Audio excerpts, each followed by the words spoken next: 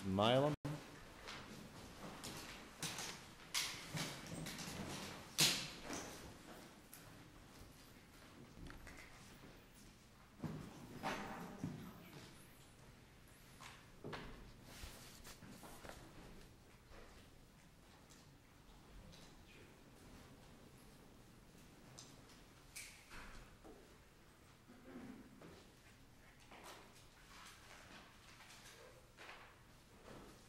Good morning. May it please the court, I'm Kim Hopkins for the plaintiff appellant in this matter. We are appealing the order of dismissal, which was granted in favor of the defendants based on their motion for summary judgment in the underlying foreclosure action. While the defendants raised three separate issues challenging the notice of default that was provided to them, the transcript makes clear that the judge took issue with only one, his concern with whether or not the notice properly informed the borrowers of their right to reinstatement. The letter itself read, after acceleration, you may still have the right to reinstate by paying all amounts due as provided in your note and mortgage. And the sentence continued. This issue has been squarely addressed by this court in the Bousquet decision. There is no error in this notice. It perfectly complies with the requirements of paragraph 22 in that it informs the borrower of their qualified right to reinstatement. To say otherwise would be error. And while the trial court did not have the advantage of the Bousquet decision at the time that this issue was, at the time that the order was entered, this court came out with it subsequently prior to this appeal, and on that basis we would ask the court to affirm with respect to that particular ruling. There were other issues that they raised challenging the notice of default, which the trial court specifically did not address. He said he had no problem with them whatsoever, and in his ruling, although the order itself is just a general order of dismissal that doesn't discuss the various challenges raised, and so we did address all of them in our brief. I would point out that there was another argument raised that was not included in the motion for summary judgment with respect to the language in the notice concerning the right to defenses, the right to raise defenses. This was not argued in the motion for summary judgment. It was not the focus of the defendant's argument at hearing, but it was referenced. The fact that the next sentence says you may also have the right to assert in a foreclosure or other judicial proceeding the non-existence of a default or any other defenses you may have to acceleration and foreclosure. The defendants are also taking issue with the use of the word may in that sentence. This is no different than how this court felt in Bousquet in terms of properly informing the borrowers of their right to defend. If you read the notice in full context, the sentence immediately preceding this paragraph states, should a foreclosure commence with a resultant sale of the property, you may be liable for any deficiency balances provided by law.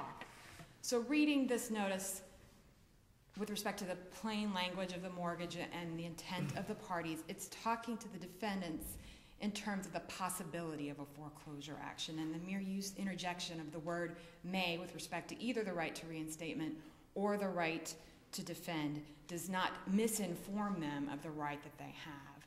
And for that reason, we believe that the court properly entered the dismissal. Improperly entered the dismissal. I'm not quite used to being on the initial brief side of things in the foreclosure world. After the filing of the brief, we submitted supplemental authority to this court. The Astoria Bank versus Kaufman case has come out, and the reason that we provided that to your honors was because there's question whether or not we have to argue substantial compliance with respect to notice of default if the language in the notice does not actually mirror paragraph 22 of the mortgage, which provides what the notice should include. In the Kaufman decision, it's clear if you read that in conjunction with the trial court order that found the notice to be deficient and then was reversed on appeal, that the language does not mirror the terms of the mortgage, but the appellate court found it to be in compliance. They don't use the word substantial compliance, they find it to be in compliance. Is this notice in compliance? Absolutely. Absolutely, it's in compliance. And I think whether or not we argue substantial compliance because at the time we didn't have the benefit of Astoria, whether you use substantial compliance, full compliance, actual notice, any of those things, this notice tells the borrowers of the rights that they're entitled to pursuant to paragraph 22. The defendants would have this court rely on the decisions in Haverhill, Samaru, and Judy to say otherwise, and I think those cases are very readily distinguishable from what we have, and that in those cases, a right was omitted from the notice of default. That's not the case here. All the rights are set out in their entirety, and the only challenge that they have is the use of the word may. And as this court found in Bisquette, that was perfectly appropriate. It did not render the notice deficient in any way, and we would argue that is the case for both of those challenges to the language with respect to the use of the word may. As I noted, there were other issues that they raised. Again, our position is that that was not the basis of the trial court's ruling. We briefed them in an abundance of caution. They claimed that the notice failed to specify the default. However, it made clear that the default was based on a failure to make payments since November 1st of 2008. And they also complain about whether or not the notice provided an address for them to send the money to cure or how the payment method should be submitted. And the mortgage just doesn't require that for the notice. So that is why the mortgage can be read to require notice of what amounts should be included in a reinstatement. In reinstatement? Right. That they need to pay for reinstatement? The right to reinstate includes notifying the borrower of what payments are included in the reinstatement amount. And I have a concern that the letter that you attach to your affidavit includes payments that are not yet due. I don't believe that that's an accurate statement as I look at the notice itself. Payment and certified funds of $96.83, which includes the 111/2009 installment. Mm-hmm. The date of default is apparently November 1, 2008, and the payment And the to letter went on reinstate December. are to be due on or before January 9th, 2009.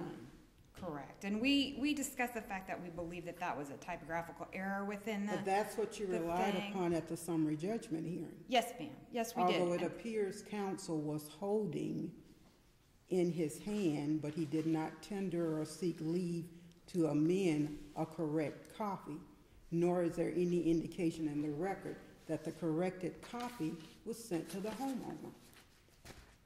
That is correct. However, that particular argument wasn't raised below by the defendant.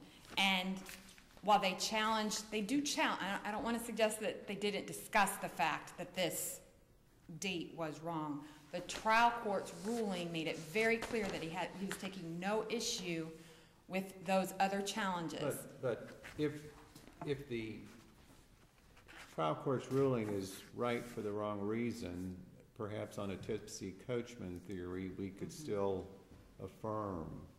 So it may be that, and I'm sure that opposing counsel will argue these things, so it may be that you want to address them. Certainly. I don't think that, I certainly don't dispute that there's a tipsy coachman proposition. I don't think that applies in this case. I think that what we have here is that, I'm sorry, I'm just trying to find.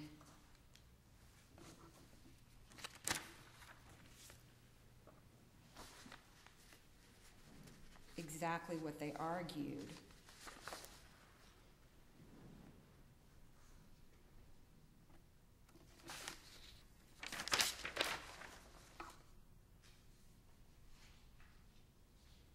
The argument that was made to the court was that the notice did not specify the default.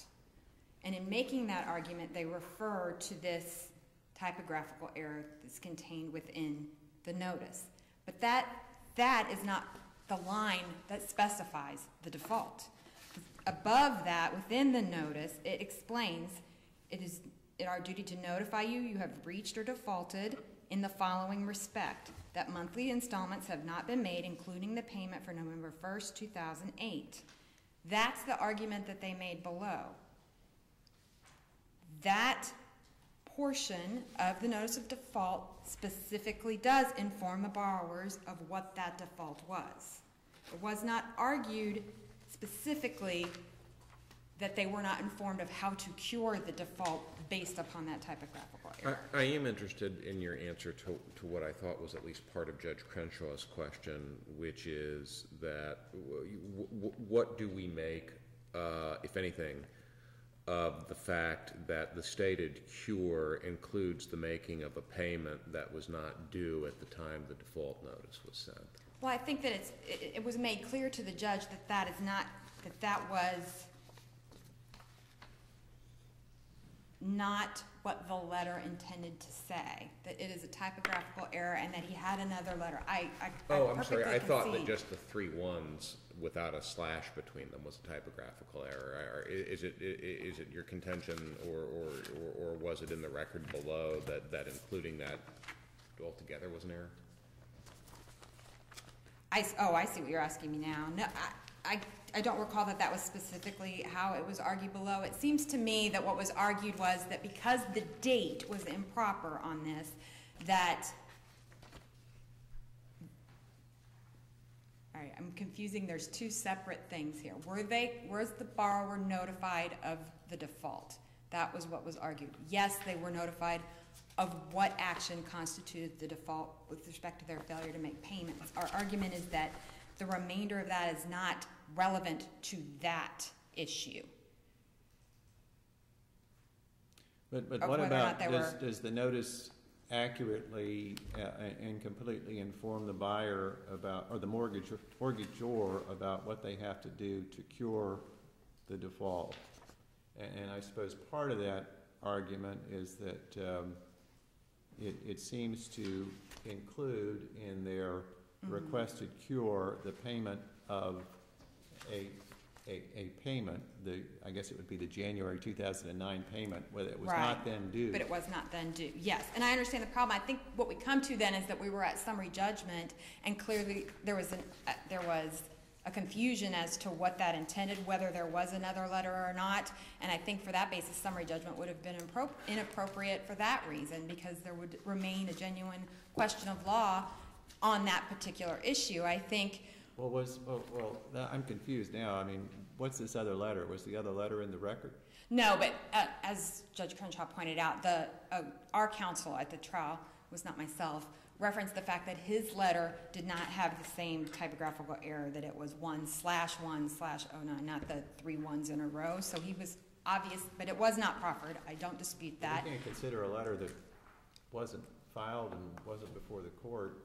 No, Your Honor, but I think the point being is what was before the trial judge at that time was the arguments presented to counsel, and he discounted that issue. He made it very clear in his ruling that he was only granting dismissal based on the use of the word may in the notice, and that he took no issue with those other challenges that were being raised to the notice of default. And so I think it's very clear that the ruling that resulted that we are challenging is based only on the use of the word may in the notice of default, and this court's decided that that is not Right, an but I mean, I insufficient think notice. to get back to Judge Wallace's point, we can affirm if the trial court summary judgment order was right for any reason appearing in the record. And the question, I'm still not sure what your answer to it is, listen, if this thing read 1/1/09, the notice required as part of the cure a payment that was not due at the time that the letter went. And I guess what I'm interested in your perspective on is, 1, does that matter? And 2, if not, why not? I think it does not matter. I don't think that you're looking at a right for the wrong reason scenario, because I don't think this would make it right, because I don't think that's the argument that was presented as a challenge to the notice of default. Not in terms of, there was no specific argument to whether or not they were provided with the right notice as to what to cure. They were arguing that they were not provided with the right notice as to what the default was. And I'm making a distinction between those 2 pieces of information provided to the borrower. So while that may or may not have been correct, I don't think that was the issue that was really truly being argued to the court in support of their motion for summary judgment. If it were, I think the fact that this letter, I think that this would remain a genuine issue of material fact, and that the dismissal was not proper just on its face, because you know that because we are saying that the default occurred on November 1st of 2008, and that payment, whether or not it was right or wrongly included, you would need evidence to show the judge how that number came about and whether or not that was the correct date to begin with. But again, our main point on appeal is that the use of the word may was appropriate, that was the sole basis for the trial court's ruling, that he had the benefit of being in the courtroom with counsel and having the discussion. This is a very short transcript, and I suggest that there isn't enough there as they run through these issues to allow for an order of dismissal to stand on a separate issue under the Tipsy Coachman rule. Well, actually, at the conclusion, the trial court says, I think I can live with the other discrepancies and let it go, but I think this is a defective letter.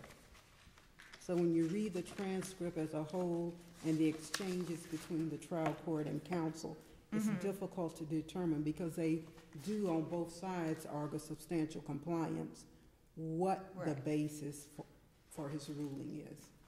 Well, and in its entirety, the one paragraph says you've got one too many mays in the last paragraph. You may have the right to reinstate, and you may have the right to assert. The others I think I can live with, the other discrepancies, and let it go, but I think this is a defective letter. So our interpretation of that is that there was only one basis. Correct. And I think, when you look at the Busquet decision, this court has a footnote that talks about that there were more than one deficiency alleged by the defendants against the notice in that case, but the appellate court was only going to address the one that the trial court addressed. And so for that reason, we feel like we're entitled to reversal. We would, respectfully request reversal of the order of dismissal, because there was nothing improper about the notice that was provided to the borrowers with respect to the right to reinstate and their right to defend. I think I'll reserve. All right, Ms. Hopkins, you've got 4 minutes left for rebuttal, ma'am. I'll reserve. Thank you.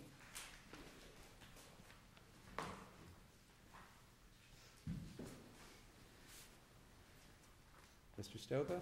Good morning, Your Honors. Mark Stoker for the police. May it please the court.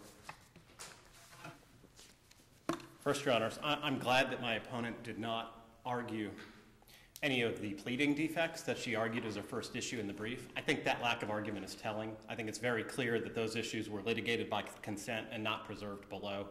They did a response to the motion for rehearing that didn't address the pleading issues at all. They did a response to the motion for summary judgment that did not address the pleading issues at all. The transcript from the hearing did not address the alleged pleading defects regarding the sufficiency of the pleading at all.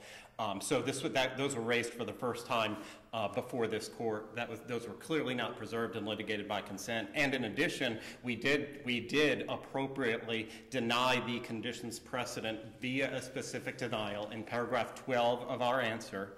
The footnote 1 of the Samra decision is directly on point and shows that our specific denial was the appropriate way to plead that issue. My opponent did not even file a reply brief in opposition to any of that, so there was no reply brief, no oral argument here at all on that issue. I think it's very clear that our pleading arguments were done correctly and that they have no basis to reverse on that. So going into the substantive issues, the content of the letter, I just don't understand how my opponent can say that some of these issues were not argued below. For instance, she asserts that we didn't argue the may have the right to assert in the foreclosure proceeding. That was a defect. That's on page 8 of the transcript, lines 16 through 20. This is me talking. It doesn't specify the right to reinstate. It says you may have the right, and it doesn't tell you have the right to assert in the foreclosure proceeding the non-existence of a default. It says you may have that right. And then the court, in the ruling that Judge Crenshaw, you were reading, says there was one too many mays. So clearly, we were arguing that there was not just the may have the right to reinstate defect, but also the may have the right to assert in the foreclosure proceedings defect. So that was clearly argued. And then this issue about not only specifying the default was clearly argued throughout the transcript, but we have pages of transcript where I was arguing that the letter did not specify the action required to cure the default. There was pages of transcript where I was saying, here I'm reading on page 5 of the transcript, I don't know what 111/2009 means. And then I argued argued in the alternative that to the extent that that means the January 2009 installment payment, that does not specify the actions required to cure the default, because that is requiring a payment, to use your words, that, Your Honor, that was not even due yet. Let me ask this question about that. I mean, wouldn't the January 09 payment have been due on January 109? Sure, of course. So, I mean, and I get it that that was not an existing default at the time this letter was sent. But how would informing a borrower that the payment they make on the 1st of January needs to include the 1st of January payment? I mean, is that misleading in any way that's material?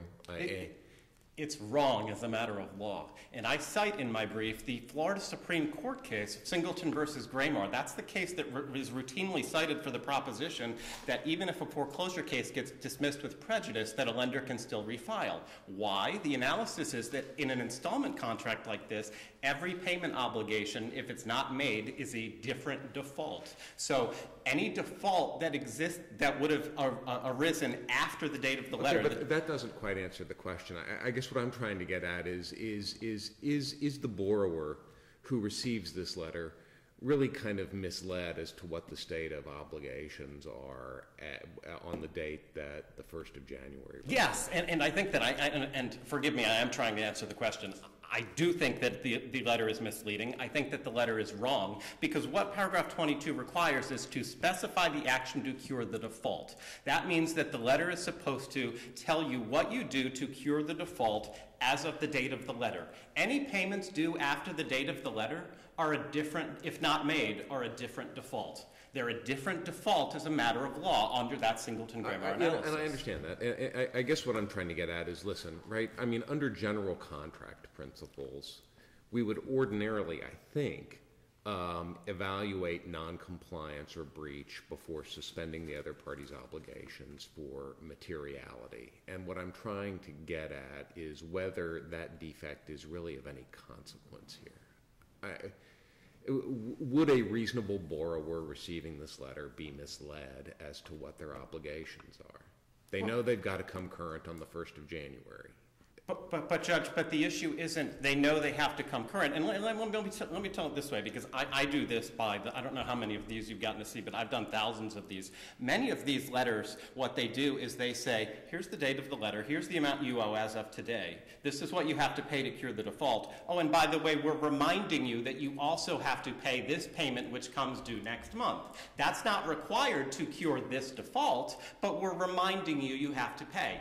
That is the right way to do it. What this letter does is the wrong way. It's requiring a future payment not even due yet in order to cure this. What Judge Lario is asking you is, granted, maybe the way that you've just outlined would have been a better way to phrase it, to say that this is what is past due and in default, and you decide to make it current. By the way, you need to make this additional payment that's going to be due next month.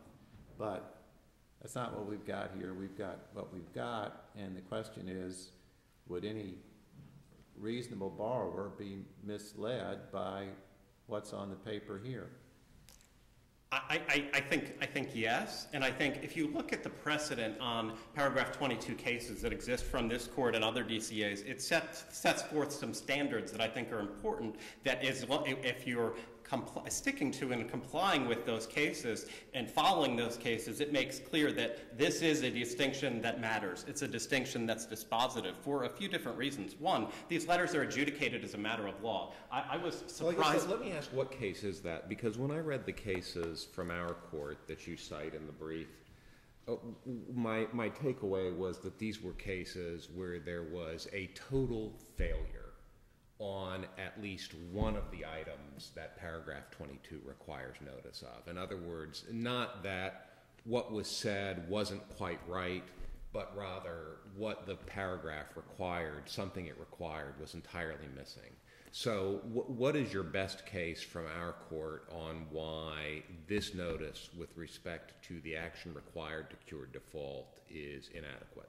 Well, there is no paragraph 22 case that deals with this specific issue on the action required to cure the default. Okay, my opponent didn't cite one. My opponent cited nothing in opposition to the Singleton versus Graymar argument that I made in the answer brief. So my answer is that as this is adjudicated as a matter of law based on the content of the letter without regard to the consumer's subjective beliefs. In every case, every decision that exists on this says that the analysis is done exactly the way that I argued it below and to this court, which is essentially you sit paragraph 22 of the mortgage down on one side of the table. Right next to it, you put the paragraph 22 letter, and you look at it, and as a matter of law, you decide whether it says what it's supposed to say. That's no amount of testimony can change the analysis. You could have 50 witnesses testify at trial. It will not change the content of the letter. No decision exists that says, well, the homeowner was misled or didn't understand what that meant, so that somehow changes the analysis.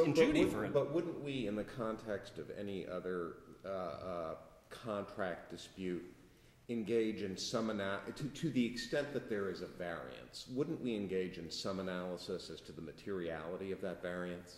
Well, I think the answer to that is no, and I think the answer to that is that has not been done in this context by this court in the Judy case, for instance in Judy. In this court, 2012 decision on paragraph 22 reversed and ruled in favor of the consumer because that letter was missing one piece of information. It did not specify the default. The Fifth DCA has done that twice in Samru and Haverhill. Yeah, and I guess the difference between this case and Judy is in the case of Judy, there was a total failure as to the item. Here, the letter attempts to speak to it. It just may not do it as well as it should have. Judge, with all due respect, none of the cases use the term total failure or say the term was completely missing or anything like that at all. But factual situation. I don't think the case says that, Judge, with all due respect. Judy does not say that. Samru doesn't say that. Haverhill doesn't say that. None of the cases say that. All of the cases employ a compliance analysis. Even the cases my opponent cites employ a compliance analysis. For instance, the Astoria case that she did a notice of supplemental authority on. That was a compliance case. Judy's a compliance case. Samru specifically rejects the doctrine of substantial compliance. I cite in my brief numerous cases, including from this court, talking about the need to have consistent, predictable decision-making.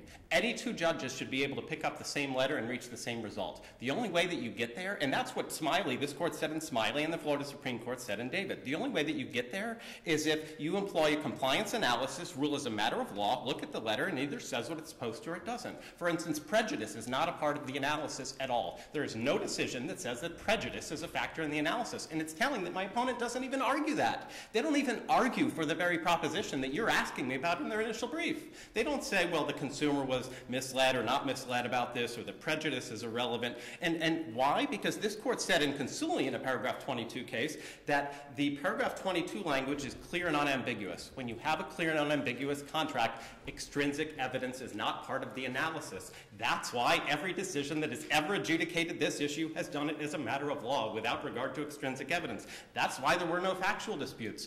Once I identify the letter that they say that they sent in their own affidavit, there are no other letters. To answer, Judge Wallace, your question you were asking, there were no other letters. There's no other record evidence on that, so there are no factual disputes. We rule as a matter of law. And as I noted, this is something that I've been doing for years on the circuit court level, and that is appropriately done as a matter of law. My opponent doesn't cite any case law to the contrary because none exists. I also want to make clear, Judge Wallace, and especially since I had talked about this in footnote 2, because at the time the initial version of the Holt case was out, and you had asked me about Holt. I don't know if you remember in an oral argument a couple of months ago. But the Holt, and I indicated at the time that I thought that the Holt decision initially was wrongly decided and would be changed on rehearing, and it was. And the law is now very clear that where a paragraph 22 letter does not comply with paragraph 22 of the mortgage, that dismissal without prejudice is the appropriate remedy. That's the remedy the lower court employed. That's what the Fourth District has now said twice, including in Holt, is the appropriate remedy. My opponent doesn't even argue otherwise. The cases are also clear. It only takes one defect for dismissal to be the appropriate result. Judy, there was only one thing wrong with the letter. It didn't specify the default. In Samru, there was only one thing wrong with the letter. It did not inform of the right to reinstate. This case, there was, the Haverhill case, it did not inform of the right to assert in the foreclosure proceeding the non-existence of a default. One defect, that's all it takes. Here, we had several defects. This letter did not specify the default. What was the default? You look at this letter. It required a payment. It said monthly installments, including the November 2008 installment.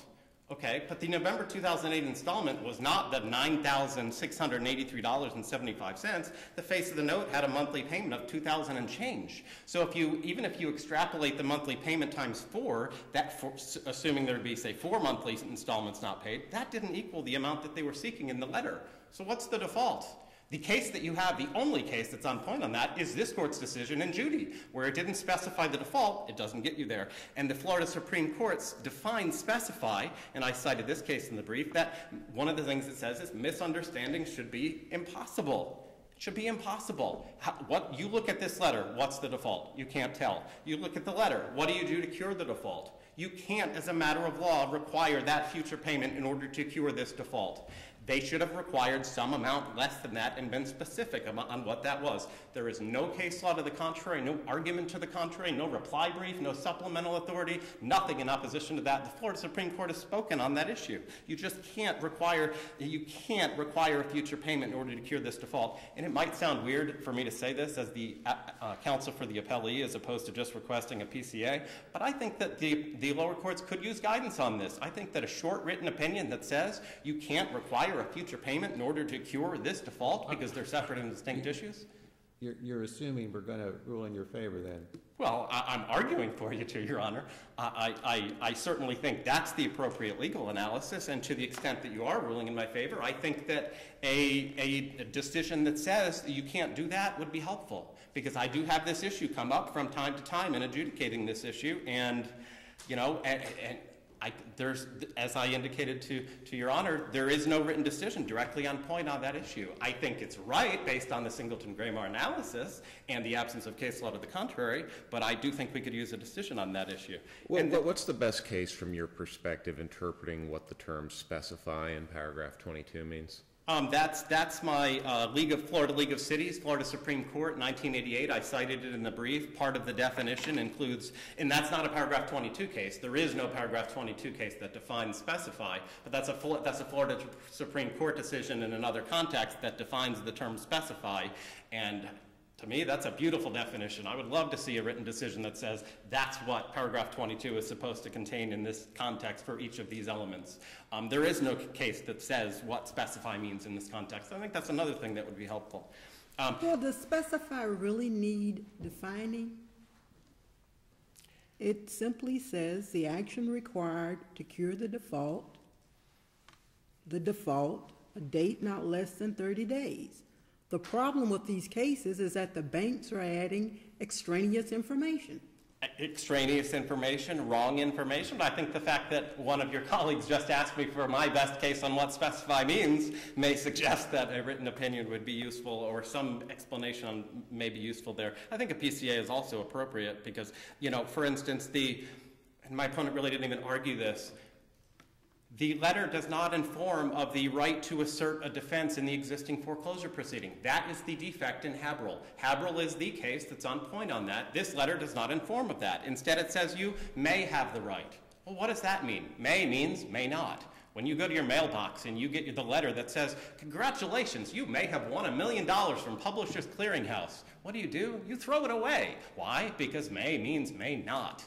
Okay? It informs you of nothing. When you say may, it informs you of nothing. This is not like the Busquets issue where that letter said you may have the right to reinstate, and this court said that that is a conditional right because you have to do certain things in order to reinstate. This is an unequivocal right to assert defenses. What if you don't have defenses? Well, then you don't have to assert them. It's not requiring you to assert defenses, but is May incorrect in that? I mean, to the extent that state of affairs exists, is May an incorrect description of the right? No, I mean, it's not. do you have a right if you don't have the defense? No, because paragraph 22 requires the notice shall further inform borrower of the right to reinstate after acceleration and the right to assert in the foreclosure proceeding the non-existence of a default. Shall. Shall means shall, not may. So they don't get to say you may have the right. It means you shall have the right. And there's no, unlike in the reinstate issue where paragraph 19 spells out what you have to do that, there is no You know, they don't get to say, well, you might have this right, you might not, we're not going to tell you. They're supposed to inform you of something. The notice is supposed to inform you. You have the right to assert a defense. This letter didn't do that.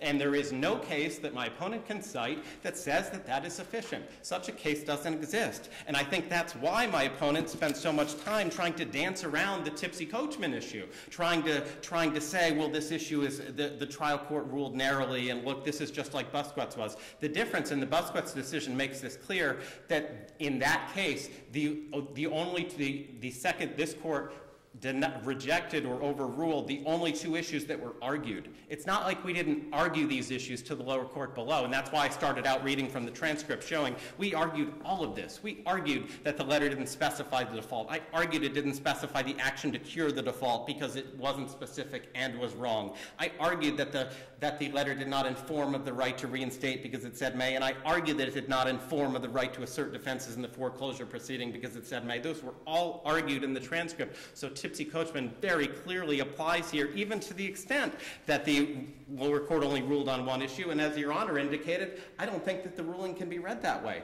I think this is a defective letter. That's the ruling and grants the summary judgment motion. So that's why all of the arguments were spelled out in the manner that they are. Also, an issue that I briefed that my opponent didn't respond to and didn't address in oral argument, this letter doesn't specify of the actions to cure the default where it does not even set forth an address to send payment. You're supposed to be able, as I see this, and I see paragraph 22, and remember, this paragraph 22 is drafted by the lender. It's the only paragraph of the entire mortgage in bold-faced font. So you want to talk about basic contract interpretation as you were before, it's very clear. We would interpret anything here against the lender. Well, when they are supposed to specify the action to cure the default, you should be able to pick up the letter and know what you're supposed to do to fix the problem. Isn't that the essence of paragraph 22? That's the whole point, is this is a bolded paragraph that the lender drafts to give the consumer a chance to avoid getting sued for foreclosure on their home. Okay? So you should be able to pick up the letter and know, well, this is what I have to do to avoid getting sued. This is what I have to do to avoid foreclosure. Mr. Chopin, you need to wrap up. You're getting to the end of your time now. And they don't have an address to mail payment. So where do you pay? What do you do to fix the problem? Judge, Your Honors, all of those reasons, any one of those defects with the letter is sufficient for this court to affirm. The procedural defects that my opponent raised are clearly not well taken. So for any and all of those reasons, this court should affirm the order at bar. Thank you, Your Honors. Thank you, Mr. Stoker.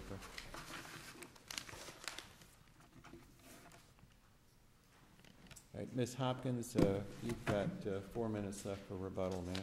Thank you, Your Honor. I'll go as quickly as I can. I just would point out to the court that we did file supplemental authority in the Astoria Bank versus Kaufman case. And the reason I'm bringing that up is I think it goes to some of your concerns with respect to the notice of default and whether or not the borrower was sufficiently informed of what was required to cure. They were told that they defaulted by failing to make payments and that they could cure by paying back. And whether or not... What do you make of your friend's argument that the letter didn't tell them where to send a payment to? I have to say, I thought that was a little odd. That's not required by the mortgage, and that was what we argued in our brief. Well, the paragraph 22 does require that you give notice of the action required to cure the default, and I'm not sure how you know how to cure the default without an address, or I'd at least be interested in your reaction to that. Well, and I think that's what, looking at the letter that was at issue, the notice of default that was issued in the Kaufman is very illustrative, I think, because while the appellate opinion itself didn't cite from the letter, we also provided you with the trial court opinion, which does set forth the letter. And in that letter, which, remember, the trial court found it to be insufficient, but the appellate court reversed and found that it was sufficient. In the letter, with respect to the breach, it only said, you have breached the contractual obligation of the deed of trust of mortgage because you failed to make your monthly payments required by your note. Your loan is now in default. That's all it said. With respect to how to cure it, to cure this default, you must contact us to obtain the amount necessary to cover the delinquent installments and any other fees and costs incurred. That's all it said. And the appellate court found that that was sufficient. I think that when you take it apart, our particular notice of default informed what the default was. It was the failure to make payments, and it informed that to cure, you would need to make a payment to the lender, which I think is not a surprise to someone who has failed to make their mortgage payments. I think when you start to parse out whether or not there are typographical errors, or there's maybe even an error in the calculation of the amount due, that doesn't change the fact that the borrower was put on notice of the basics that are required by the paragraph 22 of the mortgage. And I think that that's a false argument in terms of whether this notice was sufficient as to what is required by the mortgage, and it's certainly not something that should have been decided at summary judgment if you're going to get into the fact of whether the amounts were correct or the date was correct and how that was calculated. What we're talking about at summary judgment in their argument was whether or not the notice was sufficient, and there were only 3 arguments raised in their written motion for summary judgment.